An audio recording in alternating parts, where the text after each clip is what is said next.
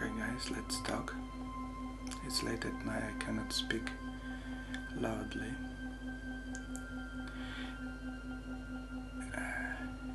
How does it feel to come from Far East to Europe?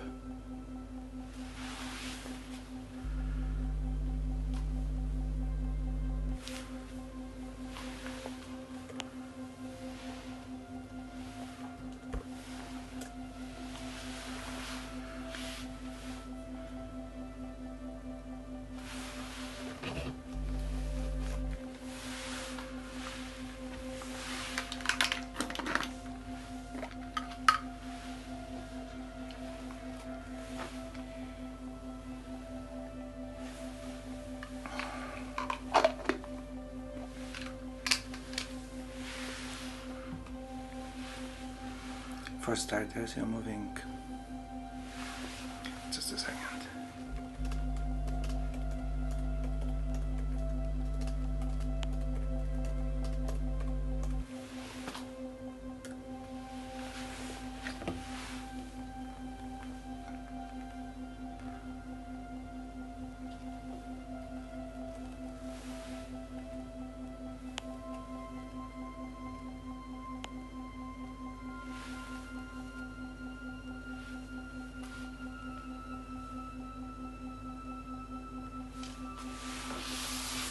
So just give me a second.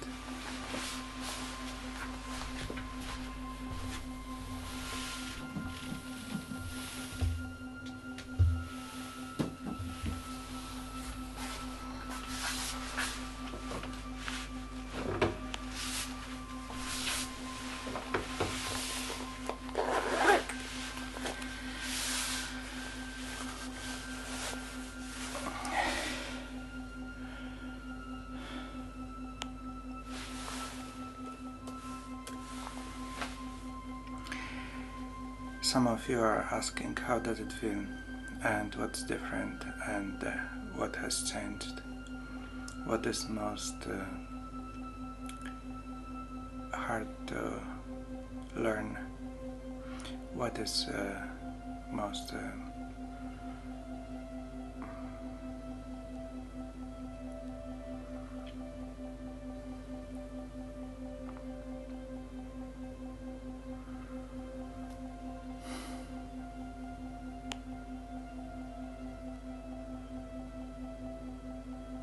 what is most difficult? So there are some changes that are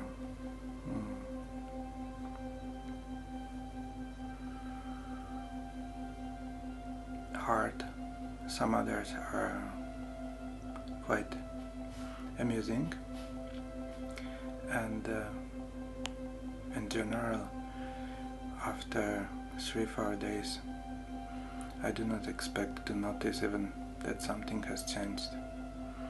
You're adapting so fast. You're moving from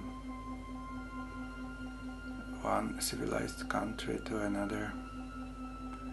There is not much to learn. Basically things work same with small differences that sometimes may be inconvenient and sometimes may be fun. But in general it's not a big deal. The temperature is quite different between Osaka and south of Poland and near the mountains.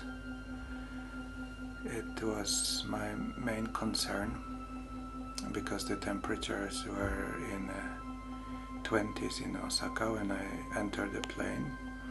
So I was basically wearing a t-shirt and short pants and sandals. And here we have something like -6. Let me just check if it's recording nicely.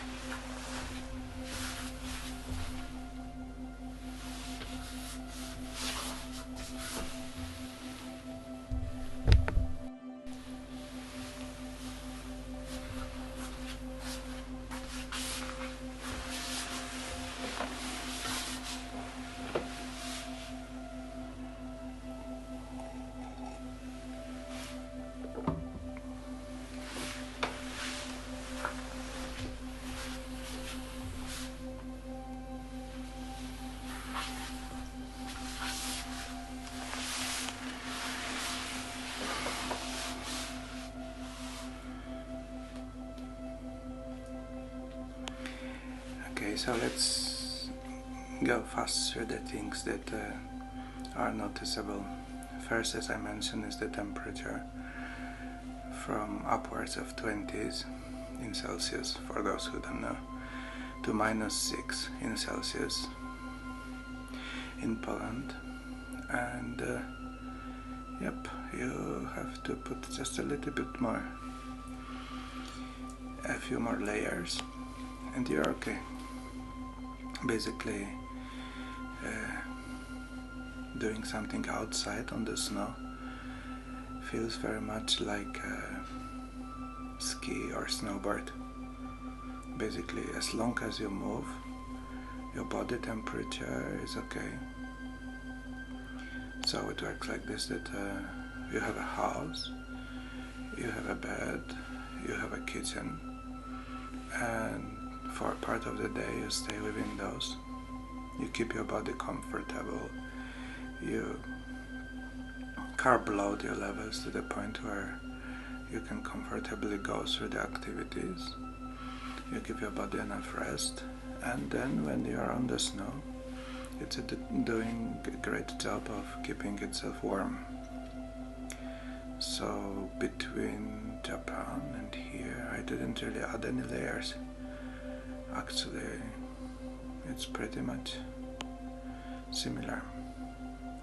But if you're talking about the garments, sorry, I am starting, I think, a German accent, because the guys who I live with, they speak in German, and if they speak English, they speak with this German accent. So I do not want to mock them, but I started speaking in the German accent. I just cannot help it. I mean, I can help it, but it's fun for some time. Okay, so the problems are shoes. When the snow is dry, you pretty much can wear sneakers. It doesn't really bother your feet. It's cold, obviously. You have to be careful not to get a frostbite. So the main thing when you consider frostbite is to give your feet enough wiggle room. The shoes cannot be tight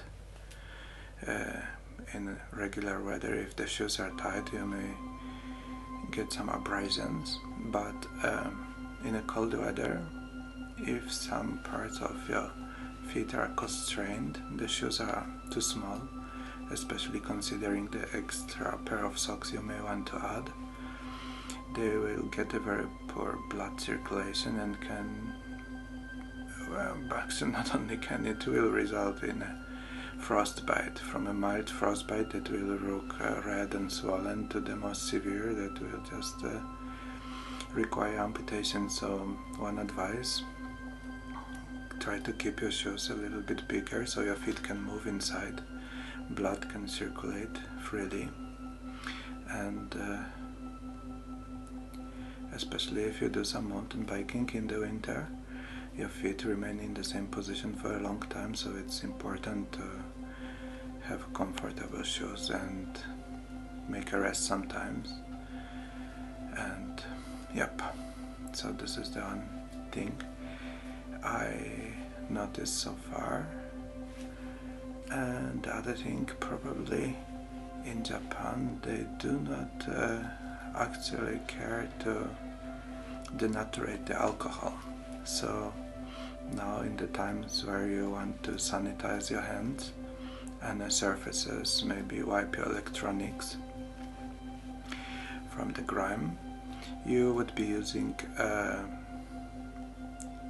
clean alcohol with some percentage of alcohol, probably 70 or more. This is a problem in Japan. They allow the citizen to use alcohol. So you see often a professional chef, he will grab a bottle of alcohol and spray your dinner dish before he serves you food to wipe off the remaining oil or bacteria that may have arisen there. But you would never see in Europe probably to You would never see a chef spraying some product on your plates, and the reason is because in Europe by law you are obliged to add bitter agent. Yeah, the reason is people otherwise would drink the cleaning alcohol. In Japan the price of alcohol is pretty much the same. If you consider buying the cheapest equivalent of vodka, which is called shochu or sake, it has the same price per alcohol you need as the alcohol that you buy in your cleaning product. So it doesn't make sense to drink a cleaning product because the alcohol is pretty much same price as the alcohol in your cleaning product. It, for many reasons, did not work out in Europe because of the alcohol monopolies and the state monopoly on alcohol production and many other factors. So this is one thing. I will probably need to buy vodka and pour it into my cleaning spray bottle, which may be funny. I will try to show you how it goes. Some other things. People are very different. In Japan, people do not talk on the train, they do not talk on the airplane, on the street, they not making eye contact, they just walking with heads down, watching their feet, and you do not hear much conversation. So when you enter a train in Poland, people are quite cheerful. They talk loudly on the mobile phone or with their friend and basically do not care much. It's a nice thing to see. The organized Japanese society was starting to get a little bit oppressive after watching it day after day, everybody rubbing their smartphone without raising their head anymore. So it's a nice human touch when you enter a train in Poland to see people relaxed, and yeah, it's good. Some other thing, after landing on the Friedrichshafen airport in Warsaw, I needed to exchange a few bills to pay for a tea or the train ticket, so I used the local money exchange shop, and it wasn't a good experience. I think the lady was honest, but I think she mistook the calculations, so I was too tired to fix it after 20 hours in the airplane. Yeah, it took 20 hours from Osaka to Dubai and from Dubai to Warsaw.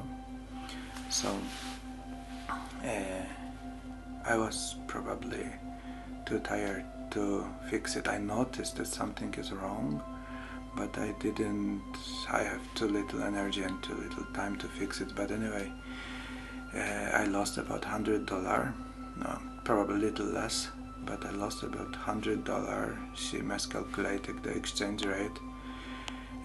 It was pitifully small, and yeah, I just went along with this. So as I say, I don't think she did it on purpose. We had very friendly conversation, and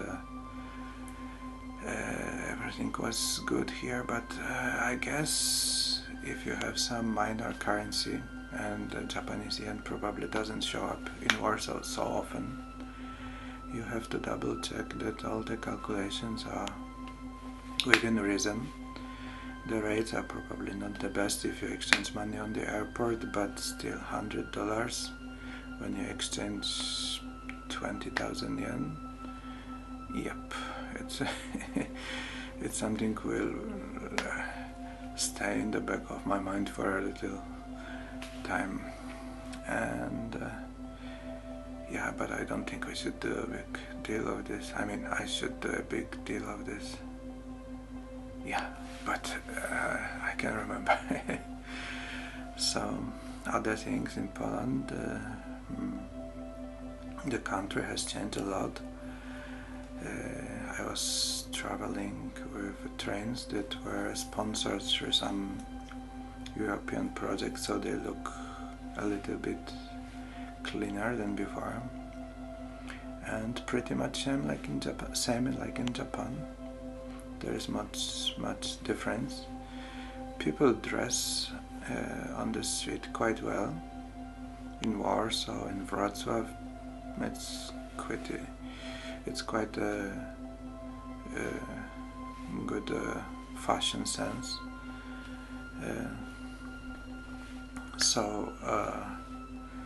Yeah, I think it's many good changes happen in Poland. When you move to the countryside, people look slightly different, but generally I can see that mostly they are in a good spirit. Especially young people, you know. When your life is in your middle 20s, you have many hopes and dreams, and as the time goes by, life doesn't work so well.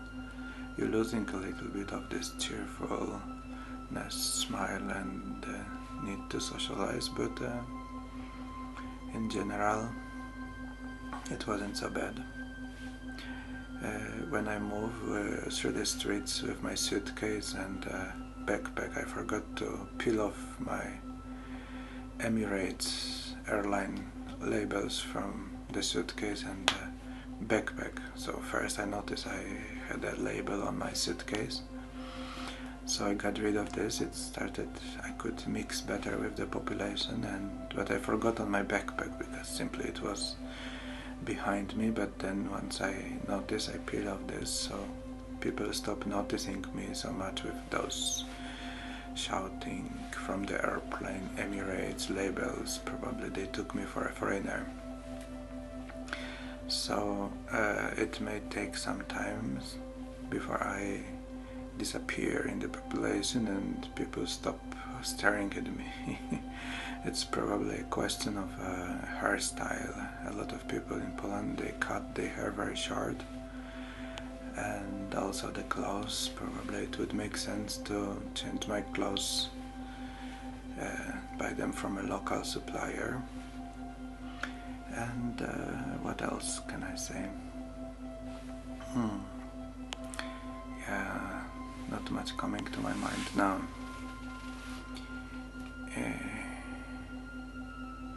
Oh yes, I met a nice person on the train who helped me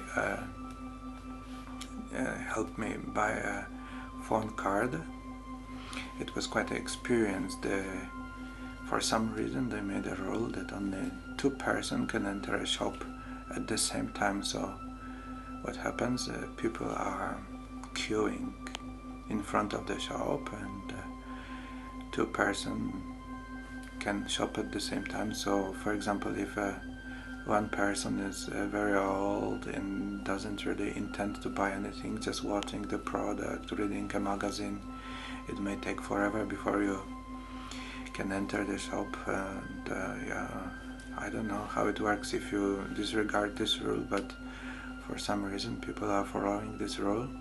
So you have a crowd of people who often do not wear a mask in front of the shop, and inside the shop you have one old lady who is reading some old lady babushka magazine, and another person is maybe checking his smartphone. Well, tough luck, you have to wait outside for your turn.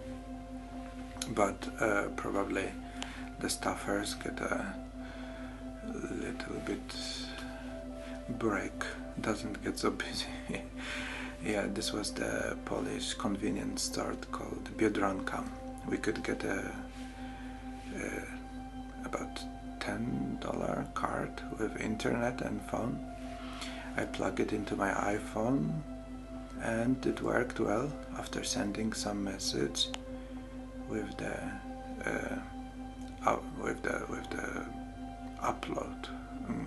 What? How do you call it? Top up. You have to put some money on this card so it works properly for 1 month.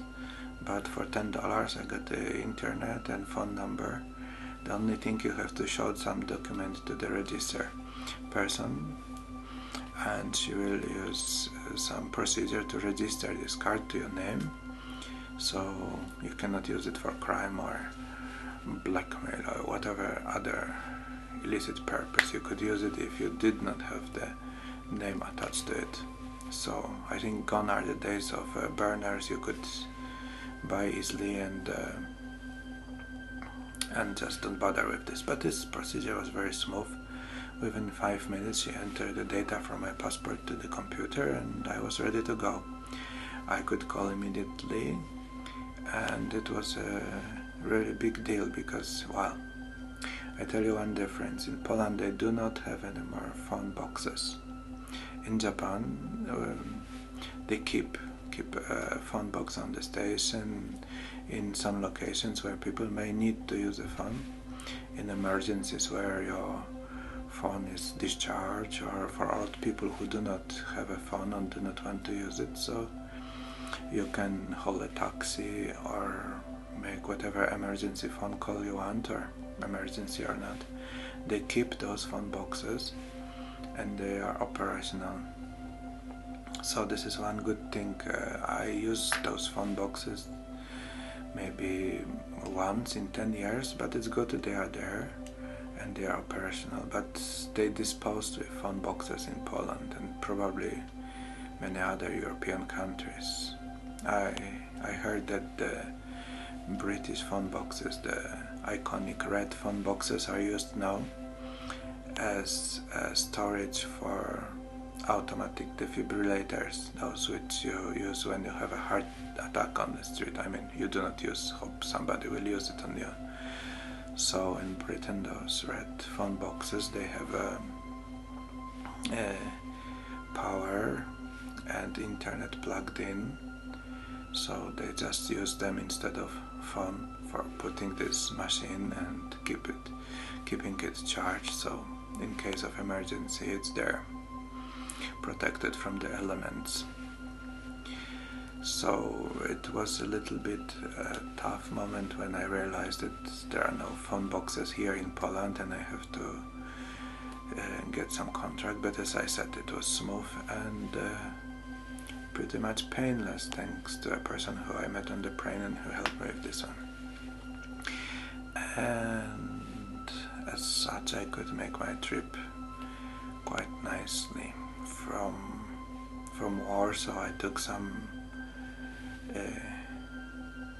intercity / express train. It cost me only $30 from Warsaw to Wrocław, and the train was quite clean. You have your reserve seat and the space for a suitcase is not adequate. You have to manage it somehow, so if you have big luggage it's a little bit problem. But basically the experience was very good. Train was quiet, warm and comfortable. You could get within few hours between those cities without much hassle. And another noticeable thing is that there are quite few foreigners on the streets. You can hear languages that you don't even recognize, people from all over the Europe. A lot of people who speak good Polish may not be Polish, in fact. I talked with a girl in a shop. She was very nice girl studying here in Poland. So her name was Olga, and yeah, she wasn't from Poland. Her Polish was perfect, but she was somewhere from east of Poland. And yeah, I could eat some good sandwiches in the shop, recover my energy a little bit. In Warsaw, on the train station, the crowd is pretty intimidating. I was squished somewhere between a group of Indian guys, probably exchange students, and a crowd of Polish people who are checking the time board. But I could manage it. Normally it wouldn't be obviously a problem, but after 20 something hours in the airplane, everything becomes a struggle. My body, I can say something about this one. Before the flight, I went out about 6 hours before. It was probably about 3 hours too early, but yeah, it was like that. So I waited a little bit on the Kansai airport, which was basically empty. All the shops are closed. They don't even man the information booth because people basically are absent from the airport. It's like a ghost town. The airport is dark. All except for one shop are closed. The restaurants are mostly closed. There are a few open. And the flight was 20 hours, but I went there 6 hours before, so you can count 26 hours till Warsaw, then waiting for the train, then another 6 hours on the train, and another 4 hours on the train from Warsaw, from Wrocław to my current location. So it was quite a trip. I think it totaled about 36 hours, and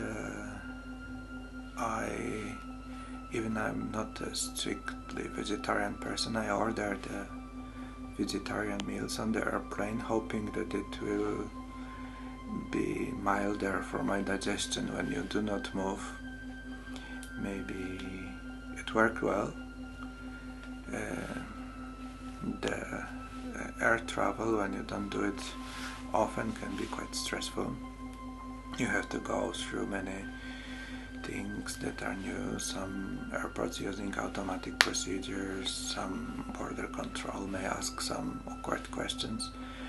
You have to move from one terminal to another in a pretty short time, so basically you have to keep your mind alert most of the time. You can obviously take a nap here and there, but you cannot just relax and hope that you will be move through. For this you would need to order some concierge service, but this costs you probably another $500, so I opted not to use this one. And my body was coping quite well for the first 26 hours. After 26 hours, I noticed some cognitive slowdown. It was probably because my suitcase was very heavy, and some places they do not have elevators. You have to grab it in your hand and haul it through the flight of stairs. There was some little conveyor belt for suitcase, but it did not work. So you just have to grab it and go with it. Sometimes there are elevators, but sometimes not. So when you're moving from a very warm environment where you're sitting in a heated lobby or heated train or heated airplane to an open space, and the temperature is below freezing point, your body needs a lot of glucose to propel those muscles with your 20-something kilogram suitcase and another 7 on your back. So within few seconds you can deplete your probably not, within few moments, let's not put a number on this, you can deplete your glucose levels, and then you enter this cotton head state where you cannot think very fast and very clearly. Your body basically is entering this let's rebuild your resources. So it really helps to get some sugars at this point. You don't anymore bother with healthy food, just grab something which is sweet. For example, a chocolate bar, and just shove it to squeeze a little bit of energy. But this you're closing, you are getting closer to your limits, and you can squeeze a little bit more energy eating sweet foods, but it's getting more and more difficult. So having this chocolate and sandwich with salami and sandwich with salmon and a couple chocolate bars, a little bit of isotonic drink which I was carrying with myself. I don't know what's the situation with sports supplements in Europe, but I didn't want to rely on whatever I could find. So it restored my energy. When I enter a taxi from the airport to the train station, the taxi driver suggested to bring me from Warsaw to my current location, which is about 1,000 kilometers.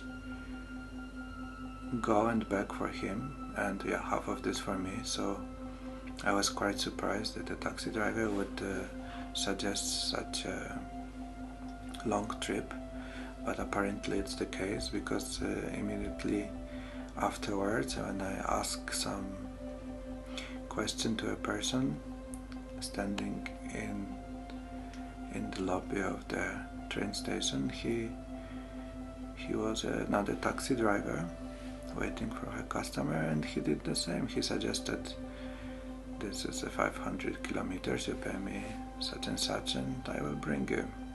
But the price was pretty much what I would pay for the airplane, so I opted not to do this. But people are generally kind. I had a nice conversations with the person in the first taxi, and the second person, he lent me his mobile phone, and yeah, at that point I still didn't buy the mobile card, so it was very useful. Yeah, that's how it is. Things are pretty informal. In Japan you would never see a taxi driver approaching you with his services. The taxi drivers in Japan are wearing white gloves and a suit, and they wouldn't even help you with your suitcase. In Japan, when you have a heavy suitcase, you have to load it to the car and do everything by yourself. So it's maybe for another story. But Japanese taxi, they have a little steel rope attached to the back door, so the taxi driver doesn't even have to open the door. He just pulls a lever and the door in the back of the car are opening automatically. I mean, I prefer to open the door by myself, or if the driver feels like this, he can help me to open the door. But having button, it feels a little bit strange. So you put your luggage inside in Japan, and basically they do not talk to you much. They are just workers doing their job. It's nothing to do with socializing. They would be even surprised if you try to have conversation with them. A fun thing about taxi companies in Japan, it's not a common thing, only some of them, but they have this smile robot. Yeah, it sounds cringy. So instead of the time card when you're a taxi driver and you start your work, you have a little tablet with face recognition, and you have to smile nicely. If your smile is not nice enough, you cannot check into your work. So every morning you have to practice your smile in front of this robot. Well, yeah, that's what we have. People, they are run out of smiling energy, and you have to train them with a robot.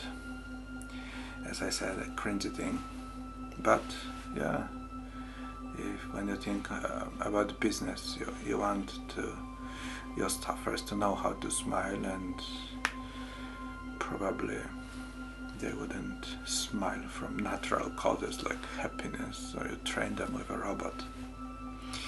Yep, that's how it is in Japan. People are pretty much joyless. Working, studying, doing whatever life brings. Yeah.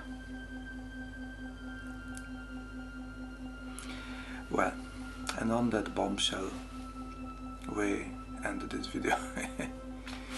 Thanks for watching, it was pretty long.